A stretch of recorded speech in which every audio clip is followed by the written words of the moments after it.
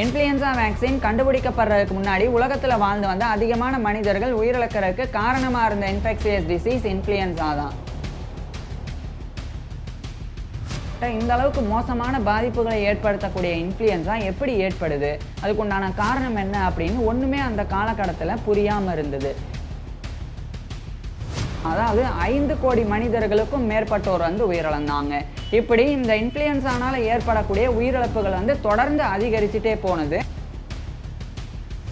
மேலும் இந்த இன்ஃப்ளூயன்சாவை சமாளிக்க முடியாமல் மருத்துவ உலகம் திணறி வந்தனால இதை சமாளிக்கிறதுக்கு உண்டான சிகிச்சை முறைகளை சீக்கிரமாக உருவாக்கணும் அப்படின்னு நிறைய மருத்துவர்களும் விஞ்ஞானிகளும் முயற்சி செய்ய தொடங்கியிருந்தாங்க. அதுக்கப்புறம் இந்த ஸ்கூல், அதே மாதிரி காலேஜஸ், அதே மாதிரி தியேட்டர்ஸ், இது மாதிரி அதிகமாக மக்கள் கூடக்கூடிய இடங்கள் அது எல்லாத்தையுமே விடுமுறை அப்படின்னு சொல்லி அதுக்குண்டான தடைகளையும் விதிச்சாங்க. அதுக்கப்புறமா மாஸ்க் அணியணும்.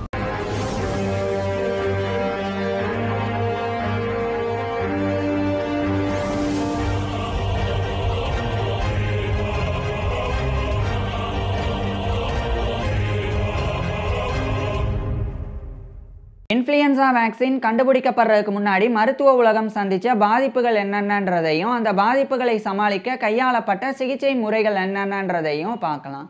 இன்ஃப்ளூயன்சா வேக்சின் கண்டுபிடிக்கப்படுறதுக்கு முன்னாடி உலகத்தில் வாழ்ந்து வந்த அதிகமான மனிதர்கள் உயிரிழக்கிறதுக்கு காரணமாக இருந்த இன்ஃபெக்ஷியஸ் டிசீஸ் இன்ஃப்ளூயன்சா தான். எந்த அளவுக்குன்னா 1889 1890 இந்த இடைப்பட்ட 2 ஆண்டுகளில் மட்டும் ரஷ்யன் ஃப்ளூன்ற இன்ஃப்ளூயன்சா பேண்டமிக்னால உலகத்தில் வாழ்ந்து வந்த 1 மில்லியனுக்கும், அதாவது 10 லட்சத்துக்கும் மேற்பட்ட மனிதர்கள் உயிரிழந்தாங்க. அந்த அளவுக்கு ரொம்பவும் கொடூரமான தொற்று நோய் தான் இன்ஃப்ளூயன்சா. இந்த இன்ஃப்ளூயன்சா ஏற்பட்டால் காய்ச்சல், தலைவலி, மூக்கொழுகுதல், இருமல், தசைவலி, தொண்டை வலி, சோர்வு மாதிரியான அறிகுறிகள் தென்படும். இதுவே குழந்தைகளில் வாந்தி, வயிற்றுப்போக்கு மாதிரியான அறிகுறிகளும் சேர்ந்தே தென்படும். அடுத்து போக போக நிமோனியா அப்படின்ற நுரையீரல் பாதிப்பு ஏற்படும். அதே மாதிரி என்செஃபலைட்டிஸ், மெனஞ்சைட்டிஸ் மாதிரியான மூளை பாதிப்புகள் ஏற்படும். இதுவே உயிரிழப்புக்கு வழிவகுக்கும். இப்பேற்பட்ட இந்த அளவுக்கு மோசமான பாதிப்புகளை ஏற்படுத்தக்கூடிய இன்ஃப்ளூயன்சா எப்படி ஏற்படுது, அதுக்குண்டான காரணம் என்ன அப்படின்னு ஒன்றுமே அந்த காலகட்டத்தில் புரியாமல் இருந்தது. இந்த நிலையில தான் 1892ஆம் ஆண்டு ரிச்சர்ட் ஃப்ரீட்ரிக் யோஹானஸ் பைஃபர் அப்படின்ற ஒரு ஜெர்மன் பிசிஷியன் இன்ஃப்ளூயன்சா ஏற்படுறதுக்கு ஹீமோஃபைலஸ் இன்ஃப்ளூயன்சே அப்படின்ற ஒரு பாக்டீரியம் காரணம் அப்படின்னு கண்டறிஞ்சு சொன்னாங்க. இதுக்கப்புறமா அந்த காலகட்டத்தில் வாழ்ந்து வந்த நிறைய மருத்துவர்களும் விஞ்ஞானிகளும் அந்த இன்ஃப்ளூயன்சாவை ஏற்படுத்தக்கூடிய பாக்டீரியாவுக்கு எதிரான மருந்து கண்டுபிடிக்கணும் அப்படின்ற முயற்சியில் ஈடுபட தொடங்கினாங்க. இதுக்கிடையில் துரதிருஷ்டவசமாக 1918ஆம் ஆண்டு இன்னொரு இன்ஃப்ளூயன்சா பேண்டமிக் ஏற்பட்டது. இது ஸ்பானிஷ் ஃப்ளூ அப்படின்னு அழைக்கப்படும். அதாவது ஒரு நோய் ஒரே நேரத்தில் பல நாடுகளில் ஏற்பட்டால் அதுதான் பேண்டமிக் அப்படின்றது. அது மாதிரி இன்ஃப்ளூயன்சாவானது 1918ஆம் ஆண்டு பல நாடுகளில் ஏற்பட்டது. அது ஸ்பானிஷ் ஃப்ளூ அப்படின்னு அழைக்கப்படும். ஸோ அந்த இன்ஃப்ளூயன்சா பேண்டமிக்கோடைய பாதிப்பு 1918, 1919, 1920 அப்படின்னு 3 ஆண்டுகள் நீடிச்சது. இந்த 3 ஆண்டுகளில் மட்டும் 50 மில்லியனுக்கும், அதாவது 5 கோடி மனிதர்களுக்கும் மேற்பட்டோர் உயிரிழந்தாங்க. இப்படி இந்த இன்ஃப்ளூயன்சானால ஏற்படக்கூடிய உயிரிழப்புகள் தொடர்ந்து அதிகரிச்சுட்டே போனது. இதுக்கு என்ன காரணம், இந்த இன்ஃப்ளூயன்சாவை எதனால் தடுக்க முடியல அப்படின்னு அந்த காலகட்டத்திலலாம் ஒன்றுமே அறிய முடியாமலும் இருந்தது. இதுக்கு இன்னொரு காரணம் இன்ஃப்ளூயன்சா பற்றின தவறான புரிதல் தான். ஏன்னா இந்த இன்ஃப்ளூயன்சா உண்மையிலேயே பாக்டீரியானால ஏற்படுறது கிடையாது. இன்ஃப்ளூயன்சா அப்படின்றது வைரஸ்னால ஏற்படக்கூடியது. ஆனால் 1892ஆம் ஆண்டு இன்ஃப்ளூயன்சா ஒரு பாக்டீரியம்னால ஏற்படுது அப்படின்னு சொல்லி தவறாக புரிந்து கொள்ளப்பட்டது. இதனால் அந்த பாக்டீரியமுக்கு எதிரான மருந்து கண்டுபிடிக்கக்கூடிய தவறான முயற்சியில் மருத்துவர்களும் விஞ்ஞானிகளும் ஈடுபட்டாங்க. இதனாலேயே இந்த இன்ஃப்ளூயன்சாவை கட்டுப்படுத்த முடியாமல் அது மிகப்பெரிய அளவில் பாதிப்பு ரொம்ப தீவிரமாக காட்டினது. குறிப்பாக நான் சொன்ன அந்த 1918, 1919, 1920 இந்த 3 ஆண்டுகள் தான் இன்ஃப்ளூயன்சாவினுடைய பாதிப்பு ரொம்பவும் தீவிரமாக இருந்தது. மேலும் இந்த இன்ஃப்ளூயன்சாவை சமாளிக்க முடியாமல் மருத்துவ உலகம் திணறி வந்தனால இதை சமாளிக்கிறதுக்குண்டான சிகிச்சை முறைகளை சீக்கிரமாக உருவாக்கணும் அப்படின்னு நிறைய மருத்துவர்களும் விஞ்ஞானிகளும் முயற்சி செய்ய தொடங்கியிருந்தாங்க. இப்பேற்பட்ட காலத்தில் இந்த இன்ஃப்ளூயன்சாக்கு எதிரான வேக்சின்லாம் இல்லாத காலகட்டத்தில் எந்த மாதிரியான சிகிச்சை முறைகள் பின்பற்றப்பட்டது அப்படின்றத ஒவ்வொன்றா பார்க்கலாம். ஃபஸ்ட்டு இந்த இன்ஃப்ளூயன்ஸா பேண்டமிக் ஆனது ஏற்பட்ட உடனே அதுக்கு வந்து ப்ரிவென்ஷன் தான், அதாவது இந்த இன்ஃப்ளூயன்ஸாவினுடைய பரவலை தடுக்கணும் அப்படின்னு சொல்லி தான் ஃபஸ்ட்டு வந்து மருத்துவர்களும் விஞ்ஞானிகளும் முடிவு செஞ்சாங்க. ஏன்னா இந்த இன்ஃப்ளூயன்ஸா வைரஸ் ஆனது இன்ஃப்ளூயன்ஸானால் பாதிக்கப்பட்டவங்க இருமும் போதும் தும்மும் போதும் ரெஸ்பிரேட்டரி டிராப்லெட்ஸ் மூலமாக அது காற்றுல பரவி மற்றவங்களையும் வந்து பாதித்தது. அதனாலேயே இதை ஃபஸ்ட்டு தடுக்கிறதுக்கு ப்ரிவென்ஷன் தான், ஃபஸ்ட்டு வந்து தடுக்கிறதுக்கு ப்ரிவென்ஷன் மெத்தட்ஸை வந்து கையாளணும் அப்படின்னு நினச்சாங்க. அதுக்காக ஐசோலேஷன் அண்டு குவாரண்டைன் அந்த முறையை பின்பற்றினாங்க. அதாவது இன்ஃப்ளூயன்ஸானால் பாதிக்கப்பட்டவங்க ஃபஸ்ட்டு தனிமைப்படுத்தினாங்க. அதே மாதிரி இன்ஃப்ளூயன்ஸானால் ஒரு இடத்துல இருக்கக்கூடிய நிறைய நபர்கள் பாதிக்கப்பட்டால் அந்த பகுதியையே அப்படியே வந்து குவாரண்டைன் பண்ணாங்க. அதே மாதிரி பப்ளிக் கேதரிங், அதுக்கப்புறம் இந்த ஸ்கூல், அதே மாதிரி காலேஜஸ், அதே மாதிரி தியேட்டர்ஸ், இது மாதிரி அதிகமாக மக்கள் கூடக்கூடிய இடங்கள் அது எல்லாத்தையுமே வந்து விடுமுறை அப்படின்னு சொல்லி அதுக்குண்டான தடைகளையும் விதிச்சாங்க. அதுக்கப்புறமா மாஸ்க் அணியணும், அதாவது இந்த மாஸ்க் போட்டுக்கணும், அப்போ தான் வந்து இந்த பாதிப்பெல்லாம் ஏற்படாது அப்படின்னு சொல்லி மாஸ்க் அணியக்கூடிய அந்த ஒரு கேம்பெயினை வந்து தொடங்கினாங்க.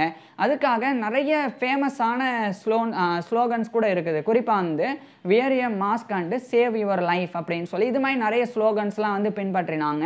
ஸோ மாஸ்க் அணிஞ்சிக்கணும். ஸோ ஃபஸ்ட்டு இந்த இன்ஃப்ளூயன்ஸாவை தடுக்கிறதுக்கு உண்டான மெத்தட்ஸ் தான் வந்து பின்பற்றப்பட்டது. அதுக்கப்புறமா வந்து ஆஸ்பிரின் மாதிரியான மருந்துகள் வந்து பயன்படுத்தப்பட்டது.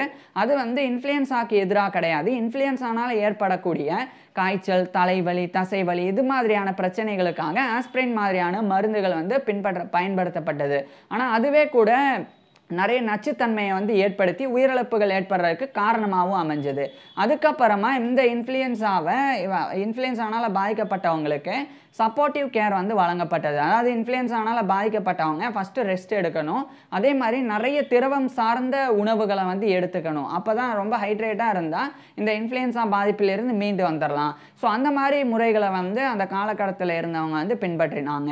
அதுக்கப்புறமா இந்த இன்ஃப்ளூயன்ஸானால் பாதிக்கப்பட்டு மீண்டு வந்தவங்களுடைய பிளட் சீரம் அதை பயன்படுத்தி சீரம் தெரப்பி வந்து கொடுத்தாங்க.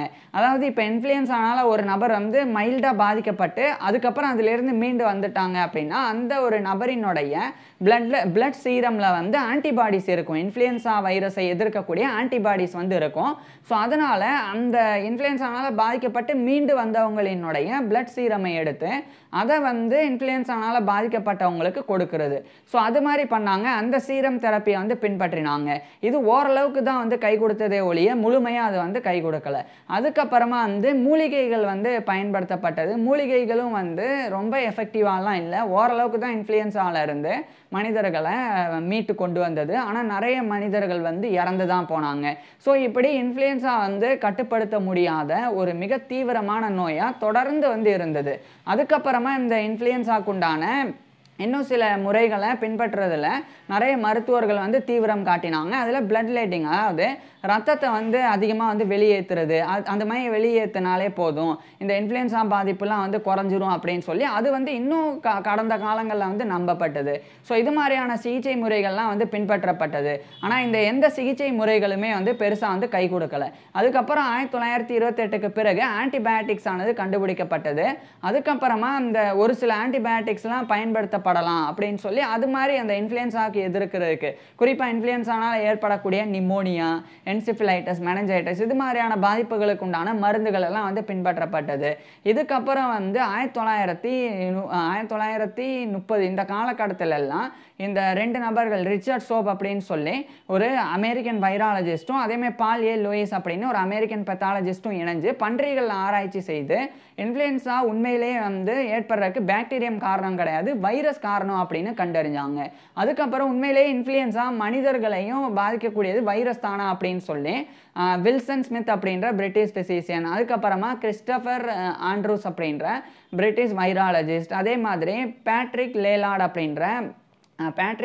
அப்படின்ற ஒரு ஸ்காட்டிஷ் வைராலஜிஸ்ட், இவங்கெல்லாம் இணைஞ்சு 1933ஆம் ஆண்டு இன்ஃப்ளூயன்ஸாவை ஏற்படுத்தக்கூடியது வைரஸ் தான், அதுவும் மனிதர்களில் இன்ஃப்ளூயன்ஸாவை ஏற்படுத்தக்கூடிய வைரஸ் தான் அப்படின்றத உறுதிப்படுத்தினாங்க. அதுக்கப்புறம் தான் இந்த இன்ஃப்ளூயன்ஸா வைரஸ் வந்து நிறைய வகையில் இருக்குது. Influenza A virus, influenza B virus, influenza C virus, influenza D virus அப்படின்னு 4 டைப்ஸாக இருக்குது. அதுலேயே வந்து சப்டைப்ஸும் கூட இருக்குது. ஸோ அந்த மாதிரி இருக்கும்போது இவ்வளோ வகைகள்லாம் இருக்குது அப்படின்றது பிற்காலத்தில் புரிய வர ஆரம்பிச்சிருந்தது. அதுக்கப்புறம் தான் தான் தாமஸ் பிரான்சிஸ் ஜூனியர் அப்படின்ற ஒரு அமெரிக்கன் ஃபிசிஷியனும் ஜோனஸ் சால்க் அப்படின்ற அமெரிக்கன் வைராலஜிஸ்ட்டும் அவங்களுடைய டீமோட சேர்ந்து 1940களில் இந்த இன்ஃப்ளூயன்ஸாக்கு உண்டான வேக்சினை கண்டுபிடிச்சாங்க. அது 1945 பயன்பாட்டிற்கு வந்தது. அதுக்கப்புறம் இன்ஃப்ளூயன்ஸாக்கு உண்டான வேக்சின் வந்து இன்னும் மேம்படுத்தப்பட்டது. ஏன்னா இந்த இன்ஃப்ளூயன்ஸாவோடைய பேண்டமிக் வந்து 1889 1918 இது மாதிரி ரஷ்யன் ஃப்ளூ ஸ்பானிஷ் ஃப்ளூ அப்படின்னு ஏற்பட்ட மாதிரியே வேக்சின் கண்டுபிடிக்கப்பட்ட பிறகும் 1957 to 1958 வந்து ஏசியன் ஃப்ளூ அப்படின்னு ஏற்பட்டது இன்ஃப்ளூயன்ஸா பேண்டமிக். அடுத்து 1968 to 1969 வந்து ஹாங்காங் ஃப்ளூ அப்படின்னு சொல்லி இன்னொரு இன்ஃப்ளூயன்ஸா பேண்டமிக் ஏற்பட்டது. அதெல்லாம் கடந்து 2009 2010 கூட இன்ஃப்ளூயன்ஸாவுடைய இன்னொரு பேண்டமிக் ஏற்பட்டது. அது வந்து ஸ்வைன் ஃப்ளூ அப்படின்னு அழைக்கப்பட்டது. இது மாதிரி எக்கச்சக்கமான இன்ஃப்ளூயன்ஸா பேண்டமிக் வந்து தொடர்ந்து ஏற்பட்டது. ஏன்னா இன்ஃப்ளூயன்ஸாக்கு உண்டான வேக்சின் வந்து அந்தளவுக்கு எஃபெக்டிவாக இல்லை. அதுக்கப்புறம் 2007 2009க்கு பிறகு தான் அது வந்து எஃபெக்டிவ் ஆக்கப்பட்டு ஒவ்வொரு ஆண்டும் இன்ஃப்ளூயன்ஸா வேக்சின் வந்து அப்டேட் பண்ணப்படணும் அப்படின்ற விஷயங்கள்லாம் புரிய வந்தது. ஸோ இன்றைய காலகட்டத்தில் கூட இந்த இன்ஃப்ளூயன்ஸாவினுடைய பாதிப்புகள் வந்து குறையவே இல்லை. ஆனால் இன்றைக்கி இருக்கக்கூடிய மாடர்ன் மெடிசனால் இன்ஃப்ளூயன்ஸானால் பாதிக்கப்பட்டவங்களை ஓரளவு காப்பாற்றிட முடியும். அதே மாதிரி இன்ஃப்ளூயன்ஸா ஏற்படாமல் தடுத்துடவும் முடியும். இப்பேற்பட்ட முறைகள்லாம் இருக்குது. ஆனால் அந்த காலகட்டத்தில் இன்ஃப்ளூயன்ஸா வேக்சின் கண்டுபிடிக்கப்படுறதுக்கு முன்னாடிலாம் கோடிக்கணக்கான மனிதர்கள் இன்ஃப்ளூயன்ஸானால் பாதிக்கப்பட்டு இறந்தாங்க. அதுதான் உண்மை. அதே மாதிரி அந்த இன்ஃப்ளூயன்ஸாவை தடுக்கிறதுக்கு பின்பற்றப்பட்ட சிகிச்சை முறைகள் எதுவுமே பெருசாக கை கொடுக்கல அப்படின்றதும் மறுக்க முடியாத உண்மை. இப்போ இந்த இன்ஃப்ளூயன்ஸா வேக்சின் எப்படி கண்டுபிடிக்கப்பட்டது அப்படின்றத நான் ஃபுல் டீட்டெயிலாக ஏற்கனவே பேசியிருக்கிறேன். அதை பார்க்குறதுக்கு கீழே டிஸ்கிரிப்ஷனில் லிங்க் கொடுத்துருக்கிறேன். கட்டாயமாக பாருங்கள். தேங்க்யூ.